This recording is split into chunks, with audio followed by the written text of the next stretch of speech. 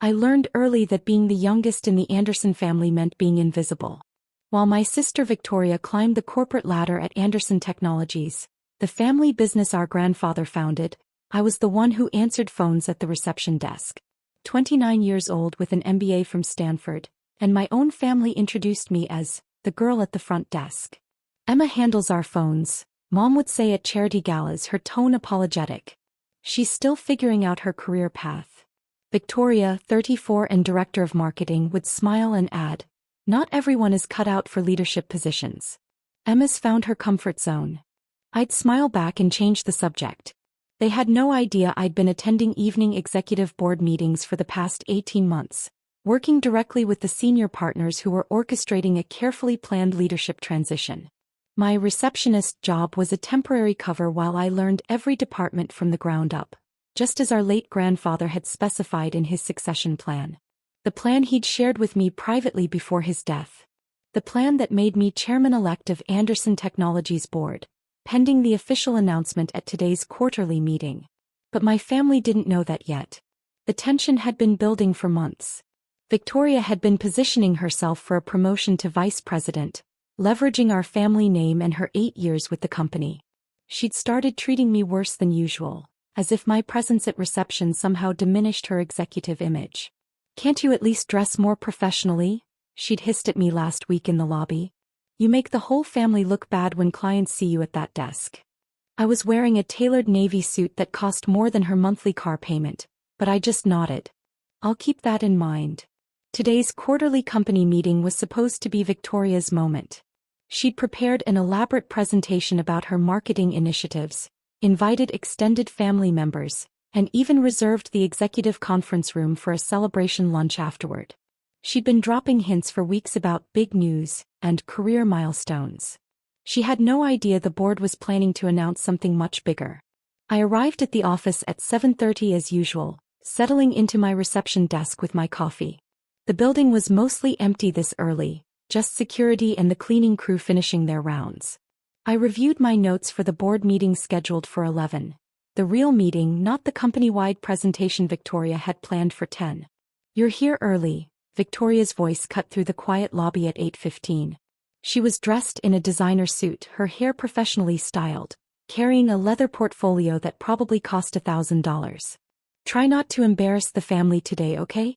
Important people will be here. I'll do my best, I said quietly, continuing to organize the reception desk. She leaned closer, her voice dropping. And maybe take an actual lunch break instead of eating at your desk? The executives from the Hoffman acquisition will be here and I don't want them seeing family members acting like you do. I looked up at her. What's wrong with how I act? Oh, Emma. She laughed, but it wasn't kind. You really don't see it, do you? You have no executive presence. No leadership qualities. You answer phones and eat turkey sandwiches at a reception desk. That's fine. Not everyone can be management material. But today especially I need you to just be invisible. Understood, I said simply. By 9:30, the building was filling with employees gathering for Victoria's presentation. I watched her greet people in the lobby, shaking hands, laughing at jokes, playing the role of future executive perfectly. Our parents arrived at 9:40, Mom in pearls and Dad in his best suit, both beaming with pride at Victoria. Where should we sit? Mom asked me at the desk as if I were an usher instead of her daughter. The presentation is in conference room A, I said, handing her a printed agenda. 3rd floor. Dad barely glanced at me. You'll be staying at the desk, I assume? Someone needs to answer phones. I have it covered, I assured him. Victoria's presentation started at 10 sharp. I could hear it from the lobby through the building's speaker system she'd insisted on using. She talked about brand awareness, market penetration, and her vision for the company's future. Her voice carried that confident executive tone she'd perfected over the years.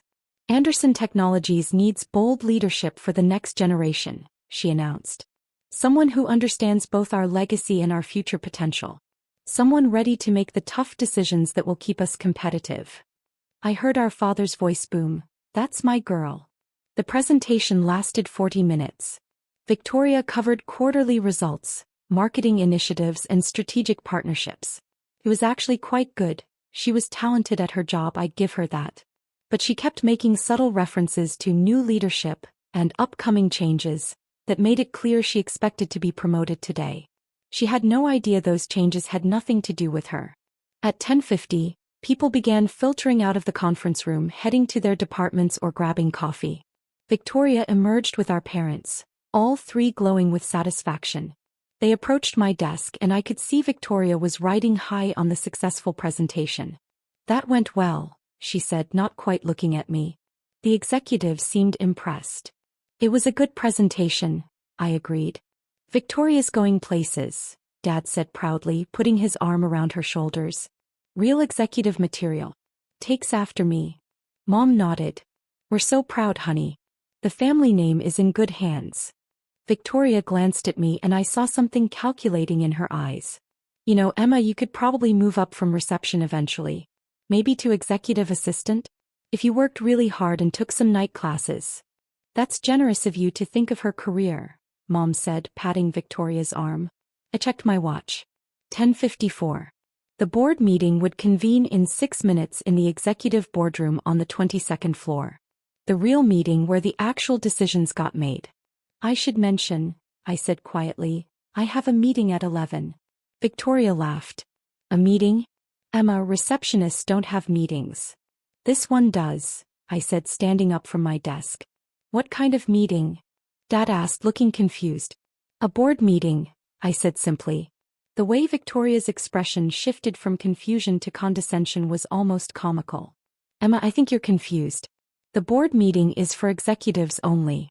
You probably heard someone mention it and—" "I'm not confused," I said, gathering my leather portfolio, the one that held 18 months of board minutes, strategic plans and documentation of my grandfather's succession wishes. "The quarterly board meeting convenes at 11 in the executive boardroom. I need to be there." "Sweetheart," Mom said gently as if talking to a child, "I think there's been a misunderstanding. The board meeting is for senior leadership. Maybe someone asked you to deliver something to the boardroom? You can do that and come right back to the desk." Victoria was less gentle. "Stop embarrassing yourself. You're a receptionist. You don't go to board meetings. You answer phones and direct visitors. That's your job." "Actually," I said calmly, "my job is significantly different than you think." "What are you talking about?" Dad demanded. "Victoria, what is she talking about?" Victoria's face was reddening. "She's delusional. Emma, I don't know what fantasy you've created in your head, but you need to stop. This is a professional environment. You can't just—" "I've attended every board meeting for the past 18 months, I said matter-of-factly. "Every single one." The silence that followed was sharp enough to cut. "That's impossible," Victoria finally said. "I would know. I'm director of marketing. I hear about these things. Directors aren't typically informed about board composition unless it directly affects their department," I explained. "The board operates at a different level. Listen to yourself." Victoria's voice was rising. "You sound ridiculous. You're a receptionist. You literally answer phones for a living. What would you even do at a board meeting?" "Usually, I listen to reports from various departments, review financial statements, discuss strategic initiatives, and vote on major company decisions," I said. "The typical board member responsibilities." Dad looked like he might have a stroke. "Board member? Emma, this has gone far enough. Whatever joke you think you're making." "It's not a joke," I said. I pulled out my security badge, the one I'd been using after hours for 18 months, and held it up. Instead of the basic green stripe of a standard employee, it had the gold stripe that designated executive board access. Victoria stared at it. That can't be real. Where did you get that?" "From security when I was granted board access," I said. 18 months ago."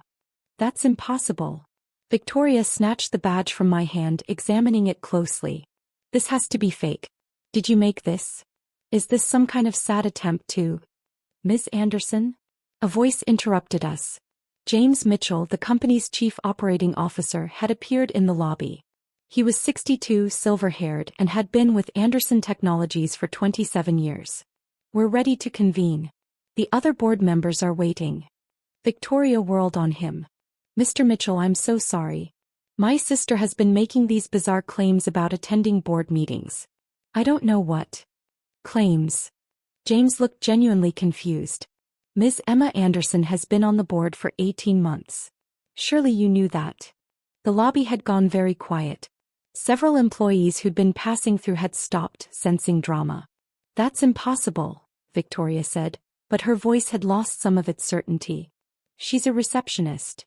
She's the primary heir to the founder's estate and succession plan, James said, his tone suggesting this should be obvious.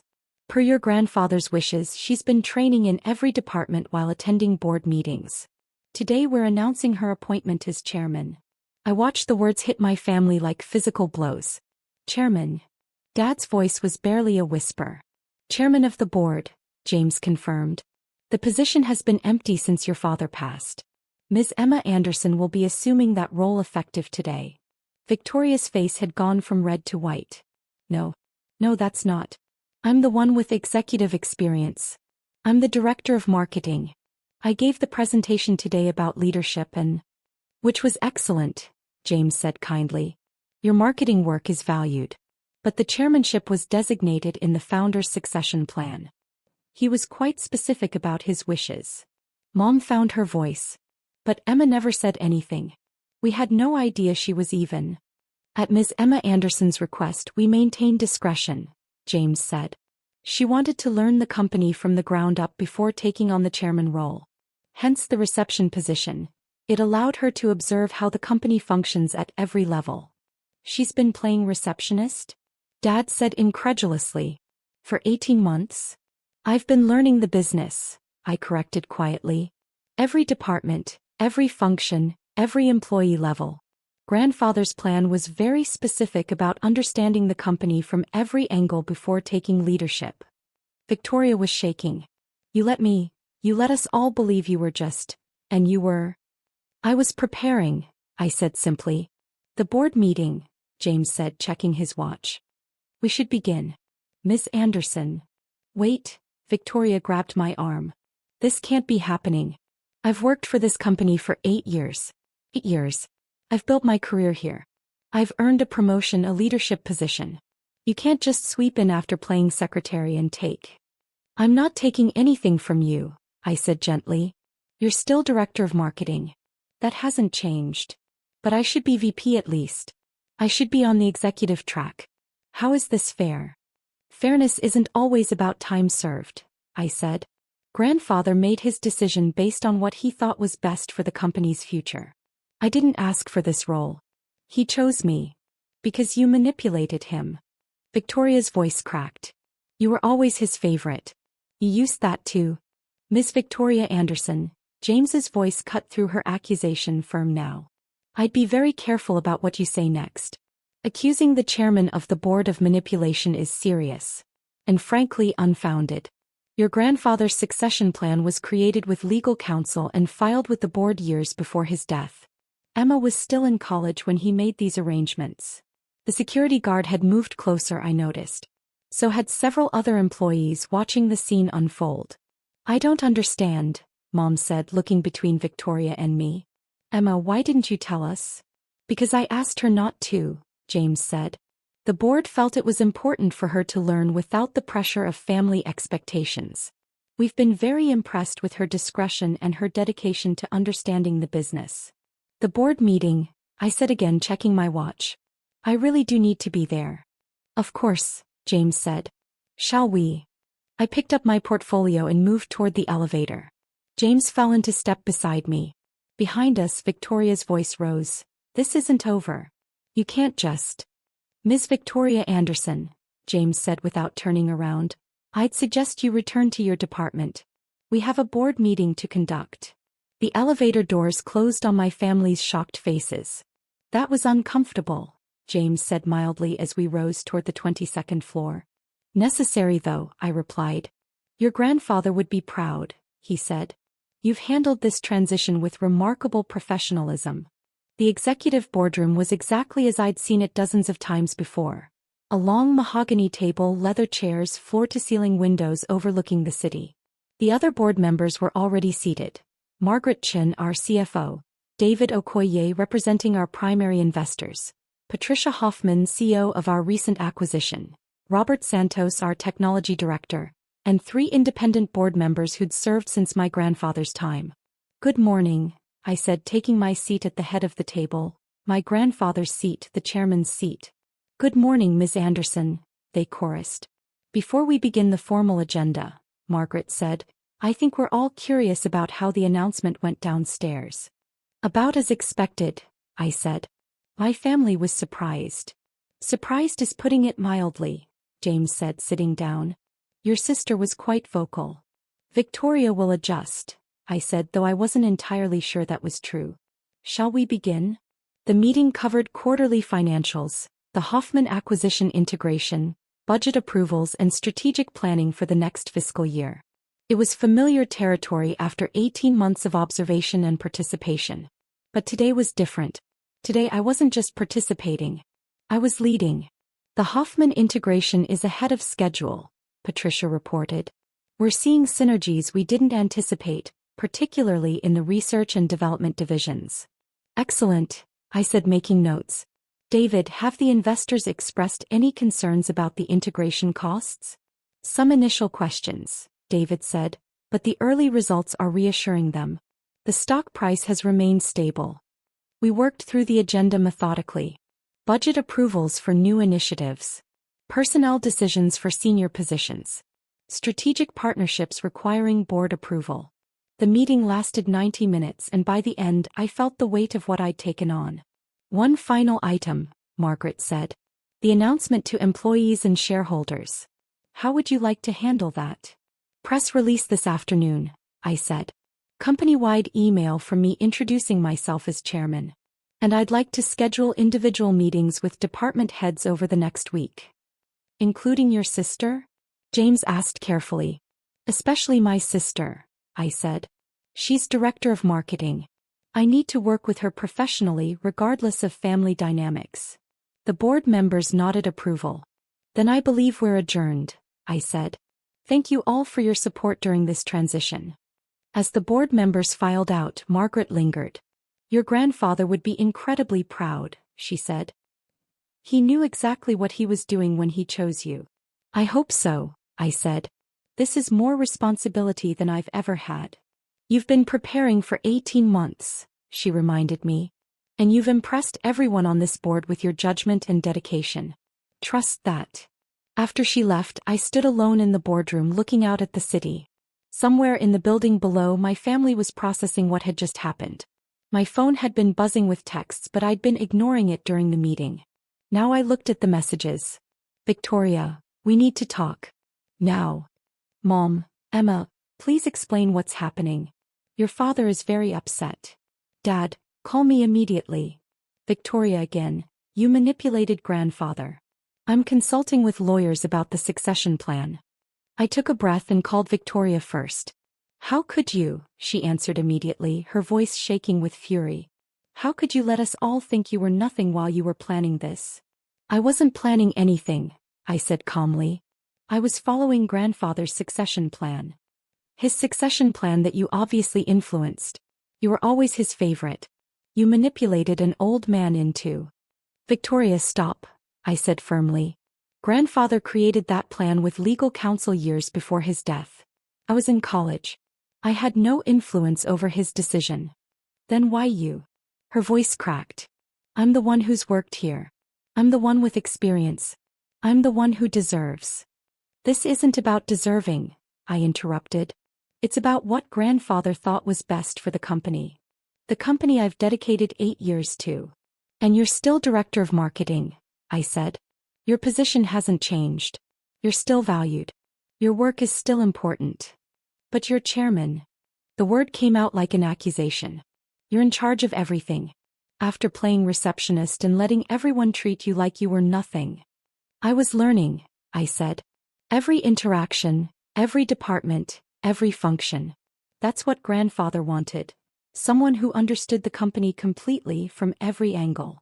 "That's convenient," Victoria said bitterly. "And now you get to lord it over all of us." "Over me?" "I have no intention of lording anything over anyone," I said. "I need this company to succeed. That means working with our leadership team, including you. Your marketing expertise is valuable." "Don't patronize me," she snapped. You've been lying to us for 18 months. I wasn't lying. I was maintaining privacy while I prepared for this role. There's a difference. Not to me, there isn't. She was crying now, I could hear it. Do you have any idea how humiliating this is? I gave that presentation this morning about leadership and vision, and the whole time you were sitting downstairs knowing you'd already been chosen. Knowing you'd make me look like a fool. That wasn't my intention, I said quietly. Your presentation was good. Your work is solid.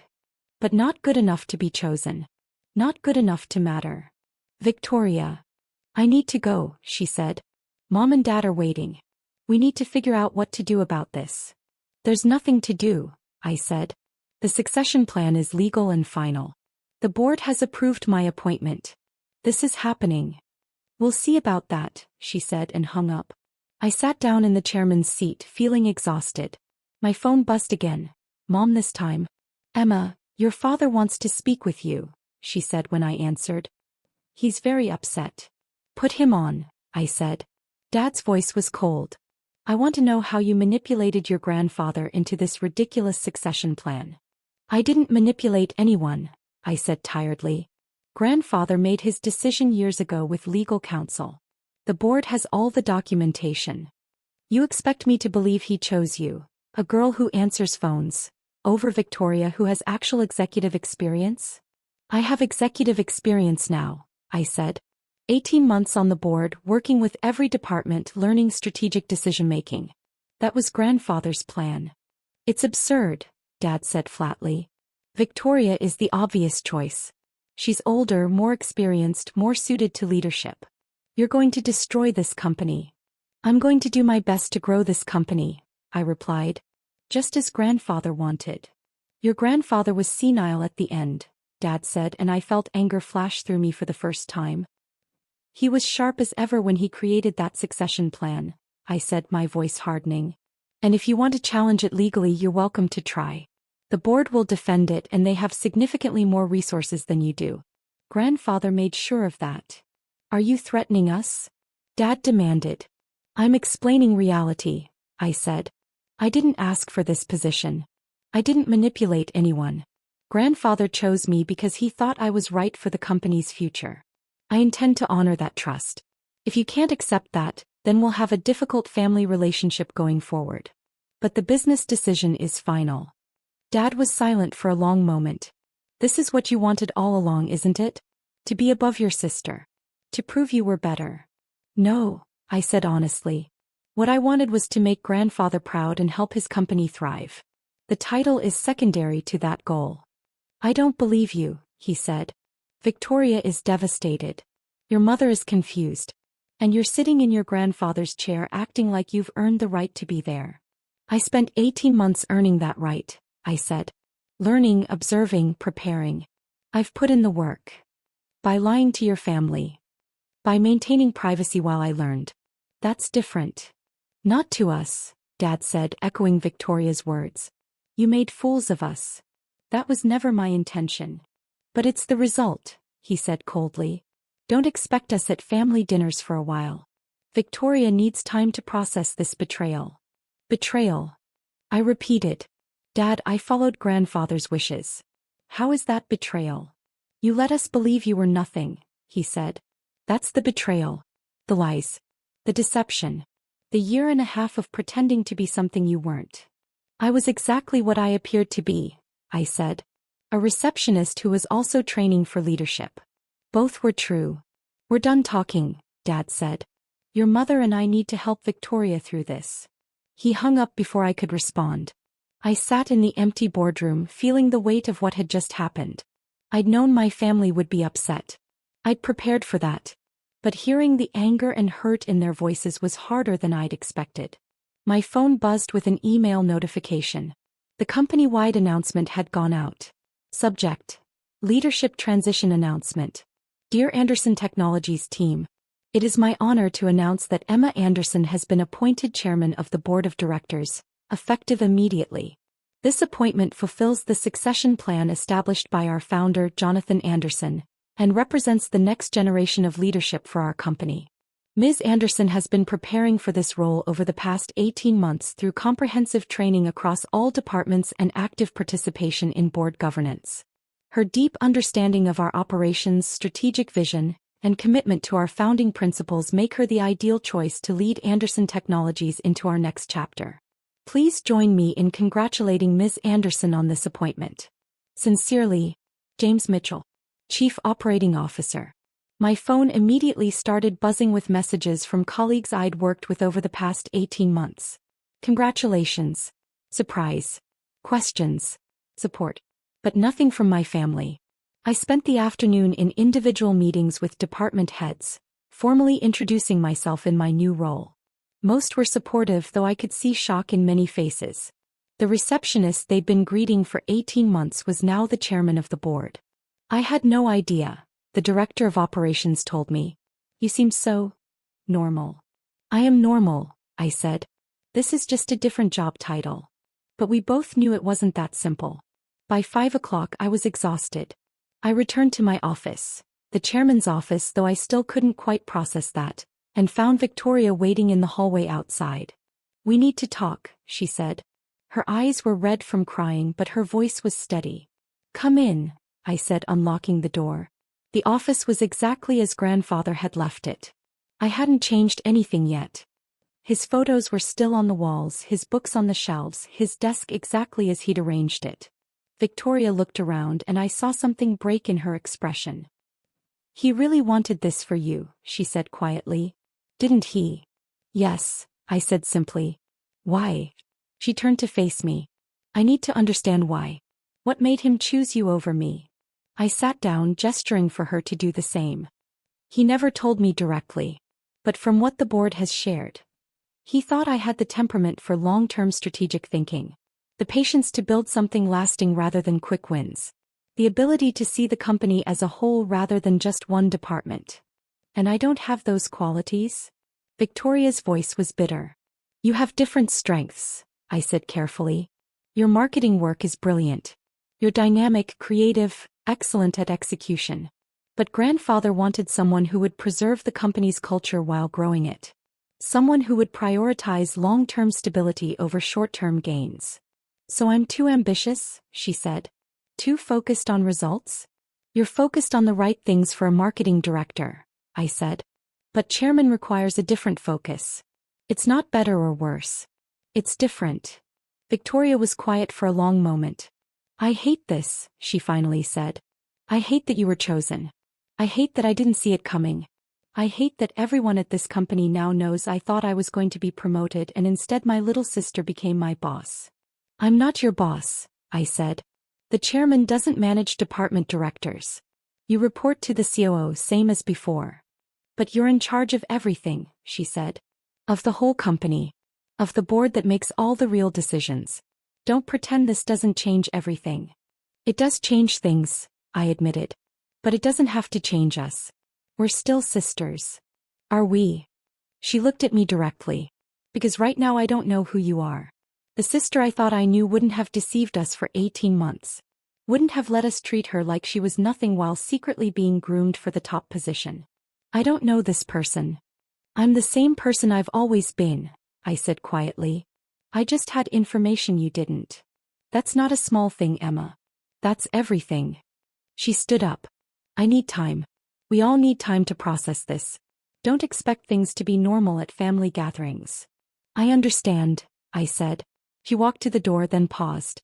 For what it's worth, your presentation to the department heads this afternoon was professional. Grandfather would have been proud. Then she was gone. I sat alone in grandfather's office, my office now, and felt the full weight of what I'd taken on. The company, yes. But also the family consequences. The broken trust. The resentment that would take years to heal if it healed at all. My phone buzzed. Margaret Chin, the CFO. First day as chairman. How are you holding up? I typed back, still standing. Barely. It gets easier. Give it time. And give your family time too. This is a shock to their system. I know. Thank you. Tomorrow we tackle the Q4 strategic initiatives. Get some rest tonight. I looked around the office one more time, then locked up and headed for the elevator. The building was mostly empty now, just a few late workers and the night security team. When I reached the lobby, the evening receptionist was at my old desk. "Good night, Ms. Anderson," she said, and I heard the new formality in her tone. "Good night, Sarah," I replied. In the parking garage, I sat in my car for a long moment before starting the engine. My phone showed 17 missed calls from various family members, none of which I had the energy to return tonight. Grandfather's voice echoed in my memory from our last conversation before he died. "Leadership is lonely, Emma. Especially at the top. You'll make decisions that upset people you love. But if you're doing what's right for the company, for the employees who depend on it, that loneliness is worth it." I hadn't fully understood what he meant then. I did now. I started the car and drove home, leaving Anderson Technologies behind. Tomorrow I'd return as chairman, ready to lead the company into its next chapter. But tonight I was just Emma Anderson, 29 years old, who just lost her family's trust while gaining the responsibility for thousands of employees' livelihoods. Grandfather had been right about one thing. Leadership was lonely. But as I thought about the board meeting, the strategic plans we'd discussed, the company's future we'd mapped out, I knew I'd made the right choice. To accept his succession plan. To spend 18 months preparing in secret. To take on this responsibility even knowing the family cost. The company would thrive. Under my leadership, with the board's support, and with talented people like Victoria contributing their expertise, Anderson Technologies would grow exactly as Grandfather had envisioned. Even if my family never quite forgave me for how it happened. That was the price of leadership. And tonight, driving through the city my grandfather had built his empire in, I accepted that price. The board meeting would come to order tomorrow at 9 a.m. sharp. And I would be ready.